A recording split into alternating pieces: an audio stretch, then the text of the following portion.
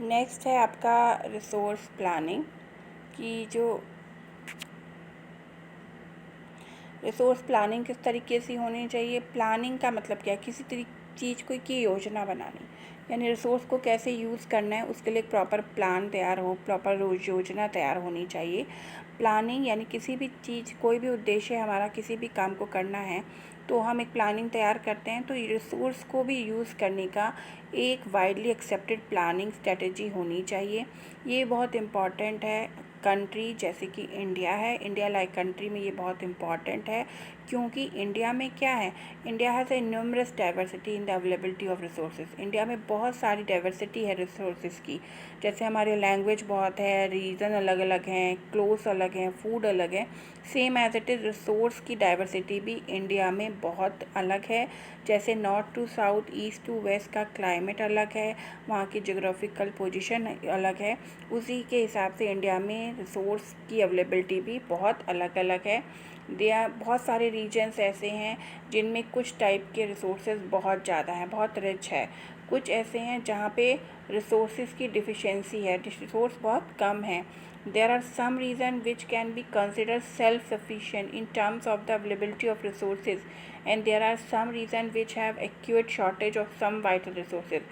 कुछ रीज़न्स ऐसे हैं जहाँ पे बहुत सेल्फ सफिशिएंट हैं, उनके पास बहुत सारा रिसोर्सेज है, और कुछ रीज़न ऐसे हैं जहाँ पे हर रिसोर्सेज की शॉर्टेज है। जैसे कि एग्जांपल के तौर पे झारखंड है, छत्तीसगढ़ है, मध्य प्रदेश है, यहाँ पे बहुत सारा मिनरल्स एंड कोल डिपॉजिट है। अरुणाचल प्रदेश में बहुत सारा वाटर रिसोर्सेज है, लेकिन इंफ्रास्ट्रक्चर डेवलपमेंट की कमी है।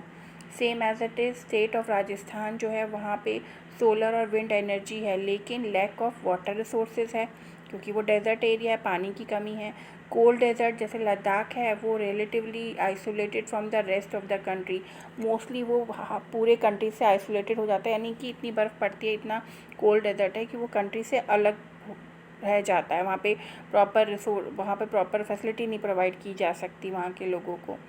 और उसके अलावा it has very rich culture heritage बहुत है लद्दाख में, लेकिन डेफिशिएंसी ऑफ वाटर है, इंफ्रास्ट्रक्चर की कमी है, वाइटल मिनरल्स की कमी है। This calls for balance resource planning at the national, state, regional and local level.